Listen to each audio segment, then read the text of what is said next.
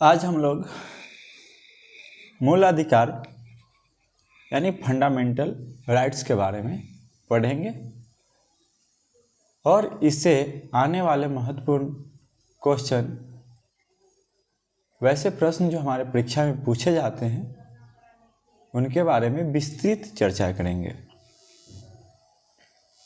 तो ध्यान से हर एक पॉइंट को देखिए, सुनिए और समझने का प्रयास कीजिए।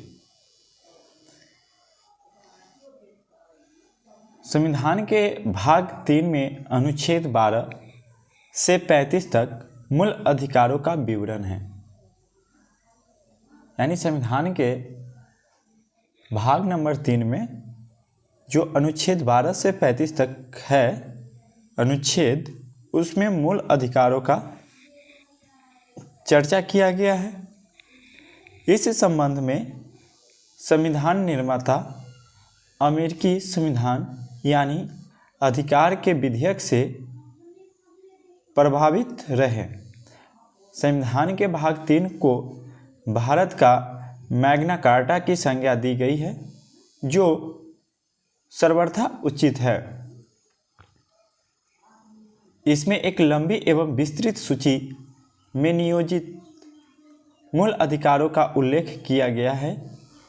वास्तव में मूल अधिकारों के संबंध में जितना विस्तृत विवरण हमारे संविधान में प्राप्त होता है, उतना विश्व के किसी देश में नहीं मिलता, चाहे वह अमेरिका ही क्यों न हो। संविधान द्वारा बिना किसी भेदभाव के हर व्यक्ति के लिए मूल अधिकारों के संबंध में गारंटी दी गई है। इनमें प्रत्येक व्यक्ति के लिए समानता, सम्मान, राष्ट्रीय हित और राष्ट्रीय एकता को समाहित किया गया है। मूल अधिकारों का तात्पर्य राजनीतिक लोकतंत्र के आदर्शों की उन्नति से है। ये अधिकार देश में व्यवस्था बनाए रखने एवं राज्यों के कठोर नियमों के खिलाफ नागरिकों की आज़ादी की सुरक्षा करते हैं। ये विधानमंडल के कानून के क्रियान्वयन पर तानाशाही को मर्यादित करते हैं। संक्षेप में इसके प्रावधानों का उद्देश्य कानून की सरकार बनाना है, न कि व्यक्तियों की। मूल अधिकारों को यह नाम इसलिए दिया गया है क्योंकि इन्हें संविधान द्वारा गारंटी एवं सुरक्षा प्रदान की गई है, जो राष्ट्र कानून का मूल सिद्धांत है।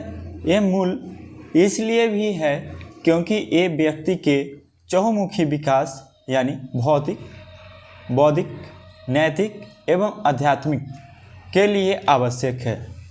मूल रूप से संविधान ने 7 मूल अधिकार प्रदान किए हैं। पहला है समता का अधिकार, जो आपको अनुच्छेद 14 से 18 के बीच में इनका उल्लेख है।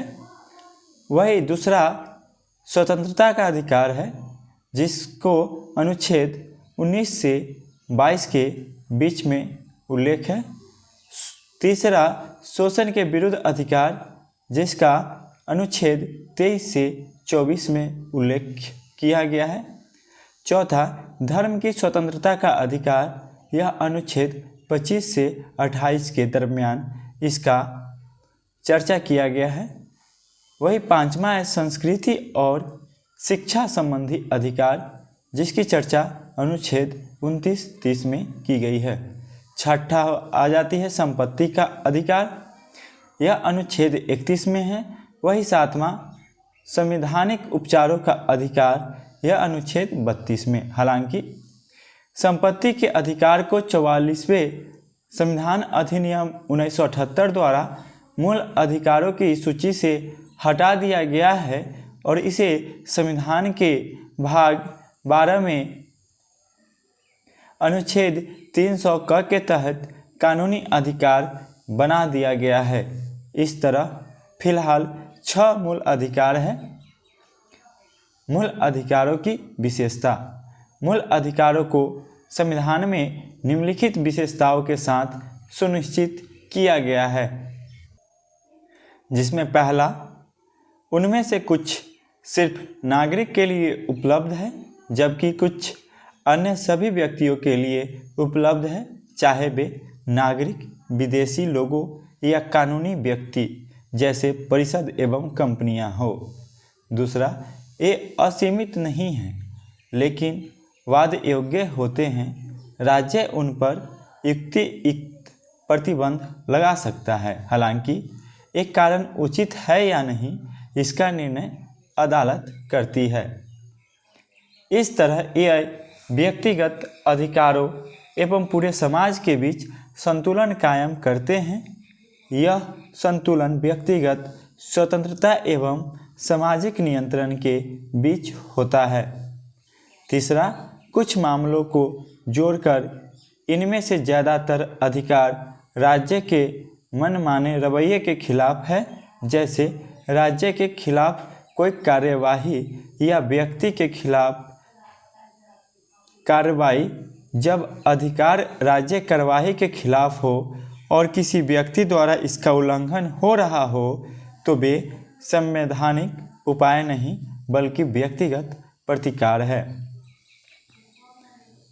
चौथा, इनमें से कुछ नकारात्मक विशेषताएं वाले होते हैं, जैसे राज्य के प्राधिकार को सीमित करने से संबंधित, जबकि कुछ सकारात्मक होते हैं, जैसे व्यक्तियों के लिए विशेष सुविधाओं का प्रावधान।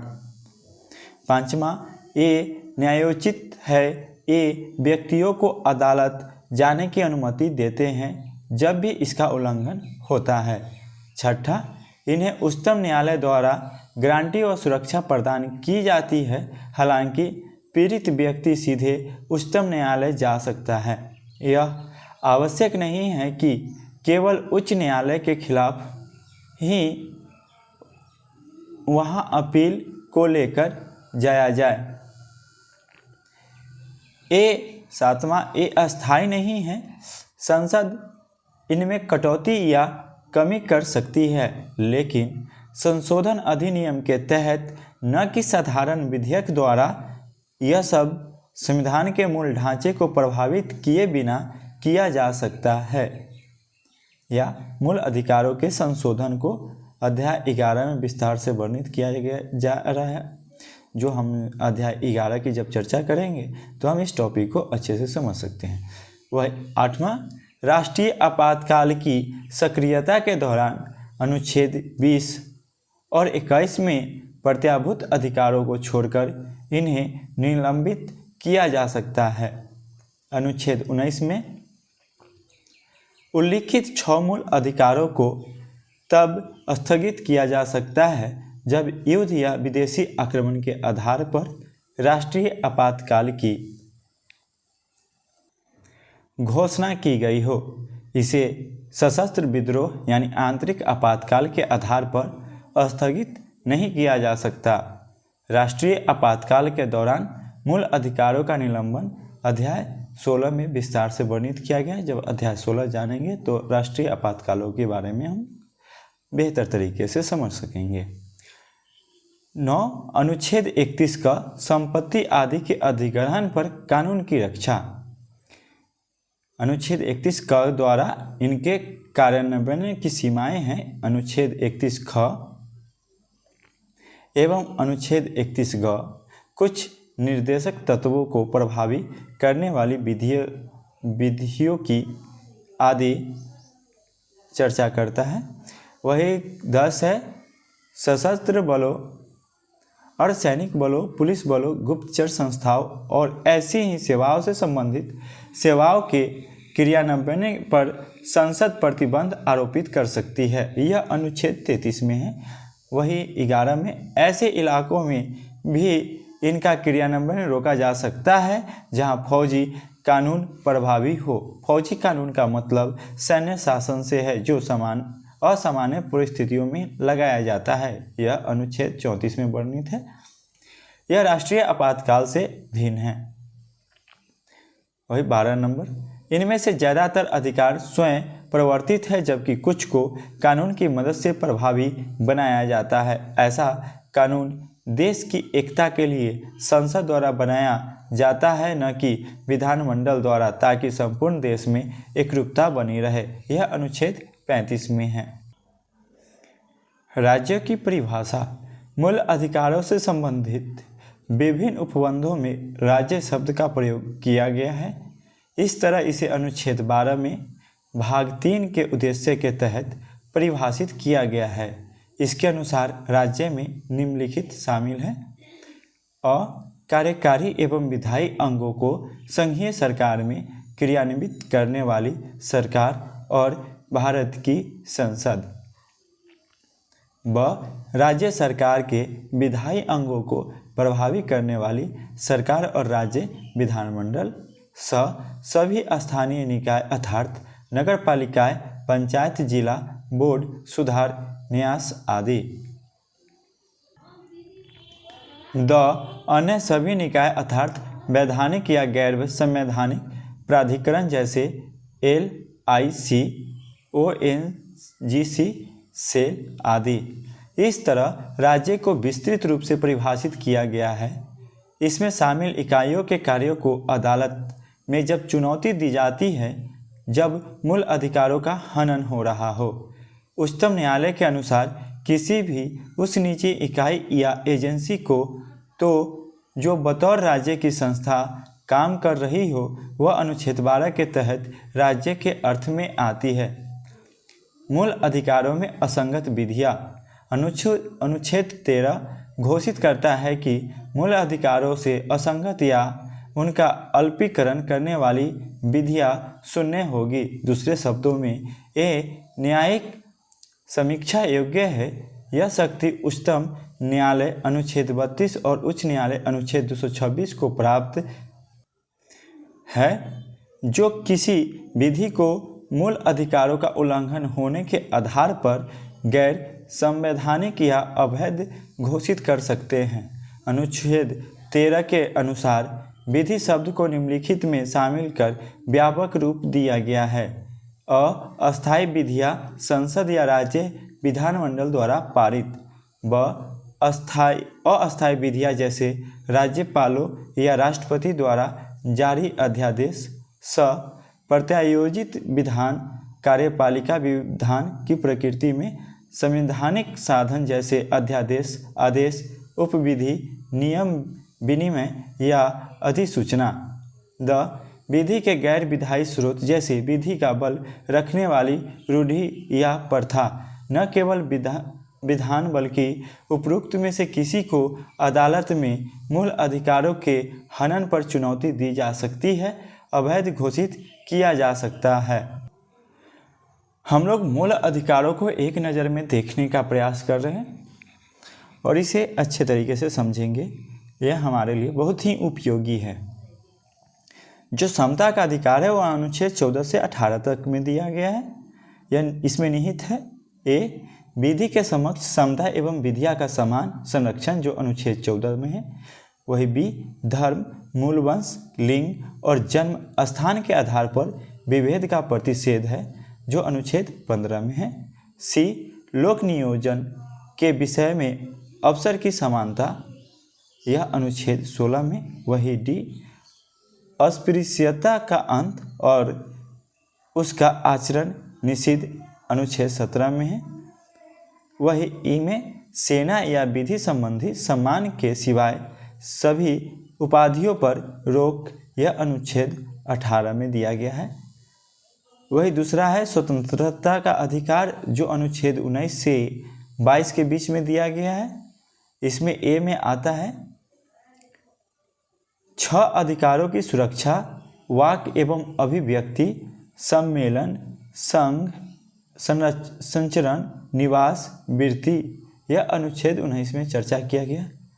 यानी 6 अधिकारों का चर्चा अनुच्छेद 19 में है, जिसमें वाक एवं अभिव्यक्ति है, सम्मेलन है, संघ है, संचरण है, निवास है, वृत्ति है। वही बी में दिया गया है अपराधों के लिए दोष सिद्धि के संबंध में संरक्षण, यह अनुच्छेद 20 में है। वही सी प्राण एवं दैहिक स्वतंत्रता का संरक्षण, अनुच्छेद 21 में है।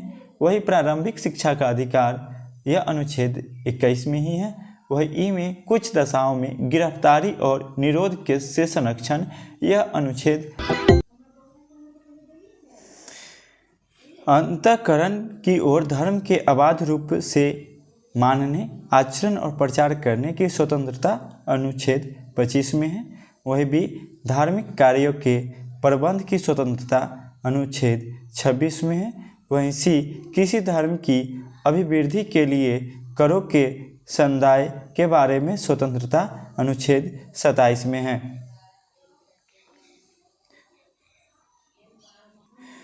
पांचवा अधिकार के रूप में आता है संस्कृति और शिक्षा संबंधी अधिकार। इसका चर्चा अनुच्छेद 29 से 30 में किया गया है। इसमें अल्पसंख्यकों की भाषा, लिपि और संस्कृति की सुरक्षा अनुच्छेद 29 में। वहीं शिक्षा संस्थाओं की स्थापना और प्रशासन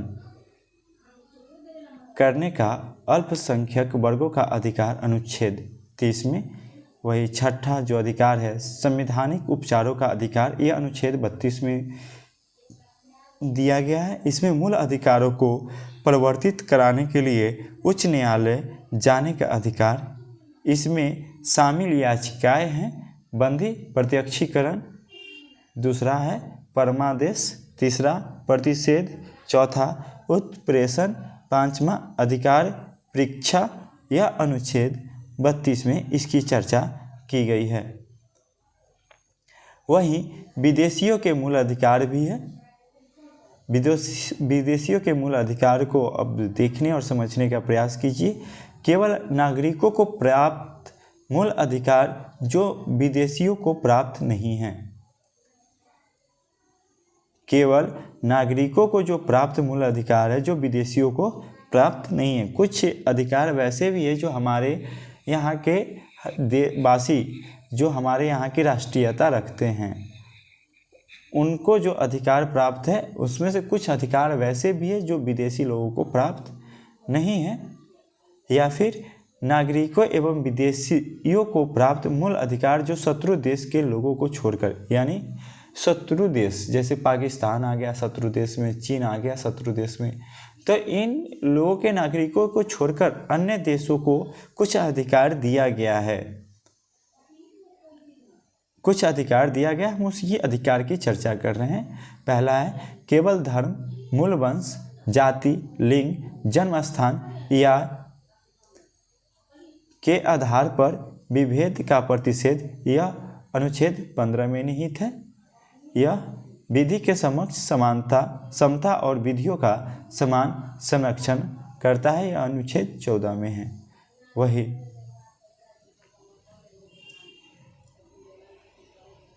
दूसरा है लोक नियोजन के विषय में अवसर की समता। यह अनुच्छेद 16 में।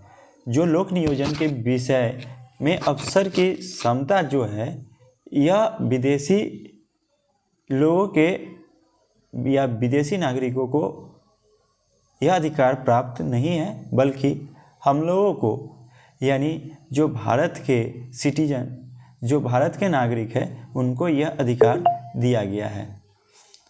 वही दूसरा यहाँ पे देखिए जो उनको अधिकार प्राप्त है,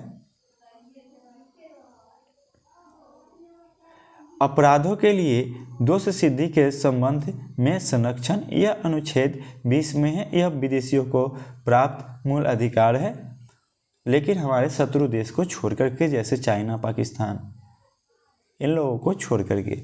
वही तीसरा अधिकार विचार, अभिव्यक्ति, शांतिपूर्ण सम्मेलन, निर्बाध विचरण एवं निवास तथा संघ बनाने की स्वतंत्रता। अनुच्छेद यह 19 में कहा गया है। इन सारे चीज़ों का अधिकार विदेशियों के पास नहीं है, बल्कि हमारे यहाँ के नागरिकों के पास यह अधिकार हमारे संविधान के तहत दिया गया है। जबकि प्राण एवं दैहिक स्वतंत्रता का संरक्षण जो है, यह विदेशियों को भी यह अधिकार दिया गया है। यह अनुच्छेद 21 में वर्णित है।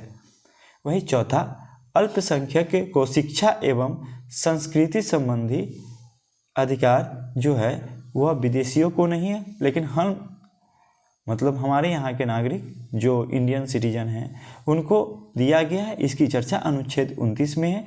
वहीं प्रारंभिक शिक्षा का अधिकार यह विदेशियों को भी प्राप्त है, यह अनुच्छेद 21 क में निहित है। वही पांचवा, अल्पसंख्यकों को अपने धर्म के प्रसार हेतु शिक्षण संस्थाओं की स्थापना का अधिकार अनुच्छेद 30 में कहा गया है कि इन अल्पसंख्यक को अपने धर्म के प्रसार हेतु शिक्षण संस्थाओं की स्थापना का अधिकार भारत में यानी भारतीय संविधान में निहित नहीं है। यह विदेशी इस प्रकार के संस्थाओं का स्थापना हमारे देश में आकर के नहीं कर सकते हैं, जबकि कुछ मामलों में हिरासत एवं नज़रबंदी के संरक्षण अनुच्छेद 22 में यह मामला दिया गया है, यह विदेशियों के अधिकार है। वहीं विदेशियों के और अधिकारों को जानते हैं। विदेशियों का अधिकार है बलात् श्रम एवं अवैध मानव व्यापार के विरुद्ध प्रतिषेध, यह अनुच्छेद 23 में है। वही कारखानों आदि में बच्चों के नियोजन का प्रतिषेध यानी रोकना, यह अनुच्छेद 24 में। मतलब बालक श्रम यानी बच्चे को काम करने से अवैध तरीके का व्यापार करने के विरुद्ध उनको रोकने का अधिकार विदेशियों के पास भी, विदेशी लोग भी आकर के इस प्रकार के काम को कर सकते हैं। कारखाना आदि में बच्चों को मतलब काम नहीं कराया जाएगा, और अगर काम कराया जाता है, हमारे यहाँ के लोग काम कराते हैं, तो विदेशी लोग आकर के उसको संरक्षण दे सकते हैं, उसको इससे छुटकारा दिला सकते हैं, इसका अधिकार उनके पास है। वही आठवां जो है, धर्म की अभिवृद्धि के लिए प्रयास करने की स्वतंत्रता, यह अनुच्छेद 25 में निहित है। वही धार्मिक संस्थाओं का संचालन की स्वतंत्रता, यह अनुच्छेद 26 में निहित है। वहीं किसी धर्म को प्रोत्साहित करने हेतु कर से छूट, यह अनुच्छेद 27 में निहित है।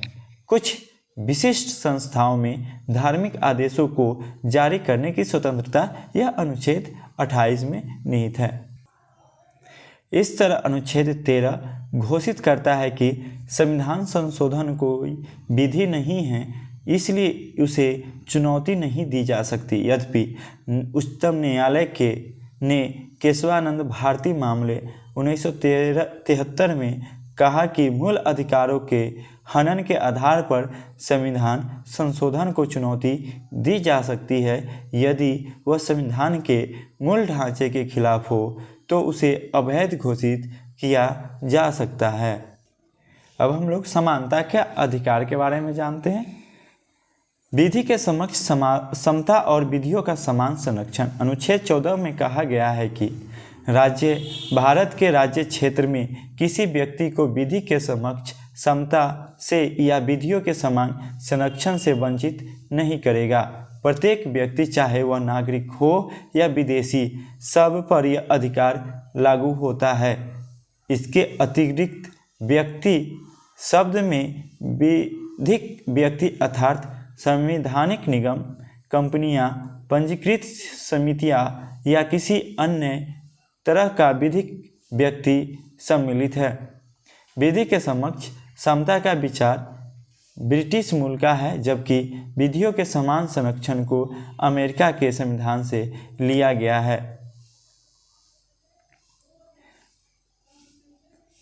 पहले संदर्भ में शामिल है किसी व्यक्ति के पक्ष में विशिष्ट विशेषाधिकारों की अनुपस्थिति। वहीं साधारण विधि या साधारण विधि न्यायालय के तहत सभी व्यक्तियों के लिए समान व्यवहार। कोई व्यक्ति जो अमीर या गरीब, ऊंचा या नीचा, अधिकारी या गैर अधिकारी हो, विधि के ऊपर नहीं है। दूसरे संदर्भ में निहित है विधियों द्वारा प्रदत्त विशेषाधिकारों और अध्यारोपित दायित्वों दोनों में समान परिस्थितियों के अंतर्गत व्यवहार समता। समान विधि के अंतर्गत सभी व्यक्तियों के लिए समान नियम हैं और बिना भेदभाव के समान के साथ समान व्यवहार होना चाहिए। इस तरह पहला नकारात्मक संदर्भ है, जबकि दूसरा सकारात्मक संदर्भ। हालांकि दोनों का उद्देश्य विधि, अवसर और न्याय की समानता है। उच्चतम न्यायालय ने व्यवस्था दी है कि जहां समान या असमान के बीच अलग अलग व्यवहार होता हो, अनुच्छेद 14 लागू नहीं होता। यद्यपि अनुच्छेद 14 श्रेणी विधान को अस्वीकृत करता है। यह विधि द्वारा व्यक्तियों, वस्तुओं और लेन देन के तर्कसंगत वर्गीकरण को स्वीकृत करता है, लेकिन वर्गीकरण विवेक शून्य बनावटी नहीं होना चाहिए, बल्कि विवेकपूर्ण, सशक्त और पृथक होना चाहिए। विधि का शासन। ब्रिटिश न्यायवादी एबी डायसी का मानना है कि विधि के समक्ष समता का विचार विधि का शासन के सिद्धांत का मूल तत्व है। इस संबंध में उन्होंने निम्न 3 अवधारणाओं प्रस्तुत किए हैं। पहला है इच्छाधीन शक्तियों की अनुपस्थिति, अर्थात किसी भी व्यक्ति को विधि के उल्लंघन के सिवाय दंडित नहीं किया जा सकता। वही दूसरा, विधि के समक्ष समता अत्यावश्यक है। कोई व्यक्ति अमीर हो, गरीब हो, ऊंचा हो, नीचा हो, अधिकारी हो या गैर अधिकारी, कानून के ऊपर नहीं है। तीसरा, व्यक्तिगत अधिकारों की प्रमुखता, अर्थात संविधान व्यक्तिगत अधिकारों का परिणाम है, जैसा कि न्यायालय द्वारा इसे परिभाषित और लागू किया जा सकता है, न कि संविधान व्यक्तिगत अधिकारों का स्रोत है। पहले एवं दूसरे कारक ही भारतीय व्यवस्था में लागू हो सकते हैं, तीसरे नहीं। भारतीय व्यवस्था में संविधान ही भारत में व्यक्तिगत अधिकारों का स्रोत है। सर्वोच्च न्यायालय का मानना है कि अनुच्छेद 14 के अंतर्गत उल्लिखित विधि का शासन ही संविधान का मूलभूत तत्व है, इसलिए इससे किसी भी तरह यहाँ तक कि संशोधन के द्वारा भी समाप्त नहीं किया जा सकता है। समता का अपवाद। विधि के समक्ष समता का नियम पूर्ण नहीं है तथा इसके लिए कई संवैधानिक निषेध एवं अन्य अपवाद है। इसका वर्णन इस प्रकार है। पहला, भारत के राष्ट्रपति एवं राज्यपालों को निम्न शक्तियाँ प्राप्त है। अनुच्छेद 361 के अंतर्गत पहला, राष्ट्रपति या राज्यपाल अपने कार्यालय में किए गए किसी कार्य या लिए गए किसी निर्णय के प्रति देश के किसी भी न्यायालय में जवाबदेह नहीं होंगे। दूसरा, राष्ट्रपति या राज्यपाल के विरुद्ध उसकी पदावधि के दौरान किसी न्यायालय में किसी भी प्रकार की दंडिक कार्यवाही प्रारंभ या चालू नहीं रखी जाएगी। तीसरा, राष्ट्रपति या राज्यपाल की पदावधि के दौरान उसकी गिरफ्तारी या कारावास के लिए किसी न्यायालय से कोई प्रक्रिया प्रारंभ नहीं की जा सकती। स्वतंत्रता का अधिकार। 6 अधिकारों की रक्षा। अनुच्छेद 19 सभी नागरिकों को 6 अधिकारों की गारंटी देता है। यह पहला है वाक एवं अभिव्यक्ति की स्वतंत्रता। दूसरा है शांतिपूर्वक और निरायुध सम्मेलन का अधिकार। तीसरा है संगम, संघ या सहकारी समितियां जो अनुच्छेद 10A में बनाने का अधिकार है। चौथा है भारत के राज्य क्षेत्र में सर्वत्र अबाध संचरण का अधिकार। पांचवा, भारत के राज्य क्षेत्र के किसी भाग में निर्विरोध घूमने और बस जाने या निवास करने का अधिकार। छठा, कोई भी वृत्ति, व्यापार या कारोबार करने का अधिकार। मूलतः अनुच्छेद 19 में 7 अधिकार थे, लेकिन संपत्ति को खरीदने, अधिग्रहण करने या बेच देने के अधिकार को 1978 में 44वें संविधान संशोधन अधिनियम के तहत समाप्त कर दिया गया है और इन 6 अधिकारों की रक्षा केवल राज्य के खिलाफ मामले में है, न कि निजी मामले में। अर्थात ये अधिकार केवल नागरिकों और कंपनियों के शेयरधारकों के लिए है, न कि विदेशी या कानूनी के लिए, न कि विदेशी लोगों के लिए जैसे कंपनियां या परिषदों के लिए। राज्य इन 6 अधिकारों पर अनुच्छेद 19 में उल्लिखित आधारों पर उचित प्रतिबंध लगा सकते हैं। वाक एवं अभिव्यक्ति की स्वतंत्रता। यह प्रत्येक नागरिकों को अभिव्यक्ति दर्शाने, मत देने, विश्वास एवं अभियोग लगाने की मौखिक, लिखित, छिपे हुए मामले पर स्वतंत्रता देता है। उच्चतम न्यायालय ने वाक एवं अभिव्यक्ति की स्वतंत्रता में निम्नलिखित को सम्मिलित किया है। पहला, अपनी या किसी अन्य के विचारों को प्रसारित करने का अधिकार। दूसरा, प्रेस की स्वतंत्रता। तीसरा, व्यावसायिक विज्ञापन की स्वतंत्रता। चौथा, फोन टैपिंग के विरुद्ध अधिकार। पांचवा, प्रसारित करने का अधिकार, अर्थात सरकार का इलेक्ट्रॉनिक मीडिया पर एकाधिकार नहीं है। छठा, किसी राजनीतिक दल या संगठन द्वारा आयोजित बंद के खिलाफ अधिकार। 7वां सरकारी गतिविधियों की जानकारी का अधिकार। 8वां शांति का अधिकार। 9वां किसी अखबार पर पूर्व प्रतिबंध के विरुद्ध अधिकार। 10वां प्रदर्शन एवं विरोध का अधिकार लेकिन हड़ताल का अधिकार। राज्य वाक एवं अभिव्यक्ति की स्वतंत्रता पर उचित प्रतिबंध लगा सकता है। यह प्रतिबंध लगाने के आधार पर इस प्रकार है: भारत की एकता एवं संप्रभुता, राज्य की सुरक्षा, विदेशी राज्यों से मित्रवत संबंध, सार्वजनिक आदेश, नैतिक की स्थापना, न्यायालय की अवमानना, किसी अपराध में संलिप्तता आदि। शांतिपूर्वक सम्मेलन की स्वतंत्रता, किसी भी नागरिक को बिना हथियार के शांतिपूर्वक संगठित होने का अधिकार है। इसमें शामिल है सार्वजनिक बैठकों में भाग लेने का अधिकार एवं प्रदर्शन।